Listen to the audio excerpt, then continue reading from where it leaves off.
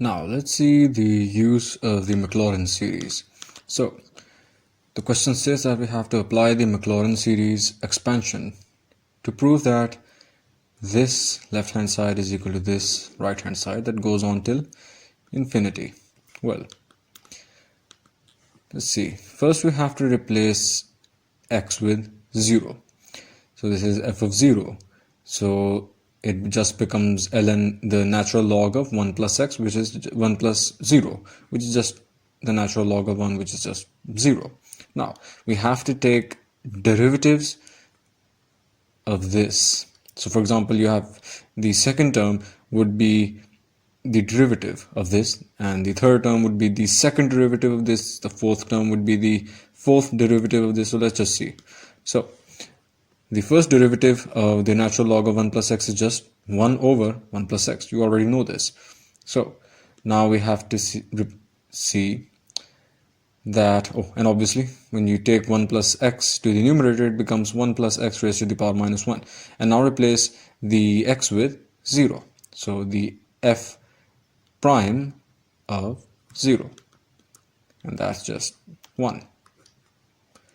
Now we'll differentiate this equation again to get the second derivative, and so that is basically minus 1 into 1 plus x raised to the power minus 2 into the derivative of 1 plus x, because we have this 1 plus x over here. We're applying the power rule on this function.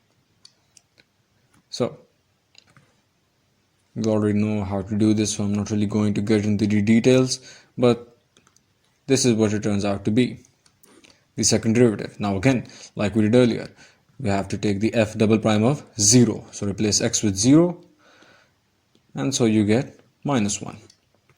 And again, let's derivate and let's find the third derivative of the original function, and that turns out to be this. And again, we'll take f triple prime of 0, which just turns out to be 2. Now let's take the fourth derivative, which turns out to be this. And oops, sorry, not this. Well, the fourth derivative turns out to be this.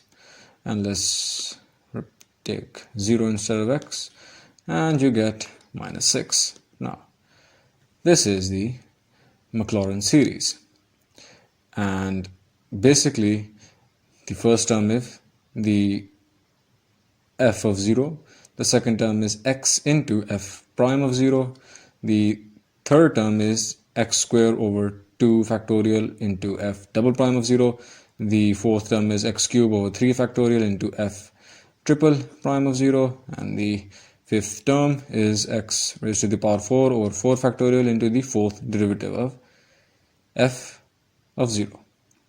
So you can see the trajectory over here. So basically the f terms are just being, well, the derivatives are increasing, and they're also being multiplied with x from the second term onward, x raised to the power, well, raised to the increasing power of x. And also the denominator, obviously over here you have 1 factorial basically divided by 1 factorial, but 1 factorial is just 1 really, so it doesn't really matter. But afterwards, the denominator, you have increasing factorials. So this is how it's proven. So this is what you had.